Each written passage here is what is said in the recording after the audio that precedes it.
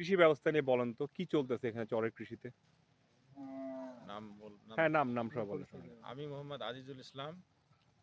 আমরা যখন এই এলাকায় যখন চাষাবাদ করার জন্য প্রথমে শুরু করি তখন আমাদের জমি লিজ নিতে হয়। লিজ নেওয়ার সময় আমাদেরকে প্রচুর দামে জমি কিনতে হয়। কেনার পর আমরা যখন সার কিংবা বীজ কিনতে যাই সেখানেও চড়া দামে কিনতে হয়।